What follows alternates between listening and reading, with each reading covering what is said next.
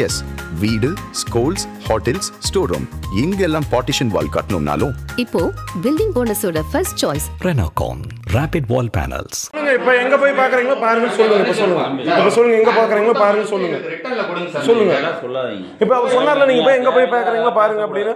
Government கோயிலுக்கு 16 லட்சமா 38 லட்சம் வாங்கி கோயிலுக்கு சங்கமா பாக்குங்க. கோயிலுக்கு கொடுங்க, ஏன் அடுத்து கொடுங்க? நியாயமா கேளுங்க. இப்படி வந்து சத்தம் போடாதீங்க. நியாயமா கேளுங்க. நான் பேசுறேன். நீங்களே ஏழை வந்து எடுக்கிறவங்க உள்வாடகை எடுக்கூடாதுன்னு படுங்க. நான் என்ன கேட்டேன் சார், ஏழை எடுக்கிறவங்க உள்வாடகை கொடுக்கூடாதுன்னா அப்ப ஏழை எடுத்து அவரே நடத்துவாங்களான்னு கேட்டேன். சரிங்களா? ஏன்னு கேட்டா அந்த கடைக்காரங்களுக்கு சாதகமா 40 கடைக்காரங்க தனித்தனியா ஏழை விடுங்கன்னு சொல்லி கேட்டோம். அதுக்கு பதில் வரல. அடுத்த டெண்டர்ல நீங்க என்ன பண்ணிக்கிறீங்க? இல்ல உங்க வீடியோ உங்க எம்ப்ளாயி எடுத்துட்டு இருக்காரு. நாங்க ஏன் எடுக்க கூடாது? நாங்க நீதி கேட்க தானே வந்தோம். உங்க எம்ப்ளாயி எடுத்துட்டு இருக்காருல்ல, ஆஃப் பண்ண சொல்லுங்க. நீக்கிட்டீங்க. இப்ப ஏழை எடுத்தவங்க ஒரு கடைக்கு 1 லட்சம் ரூபாய் கேட்கறாங்க.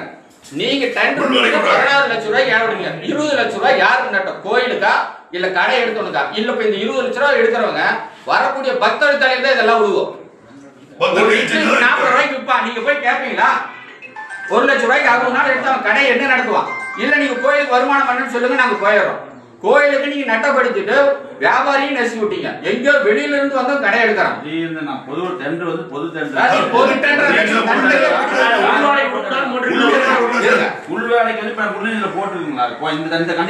இந்த கண்டிஷன் ஏன் நீக்கினீங்க? அப்ப சாதகமா நீங்க பண்ணிருக்கீங்க. எந்த போனட்லயே பாத்தீங்கன்னா இல்லையா?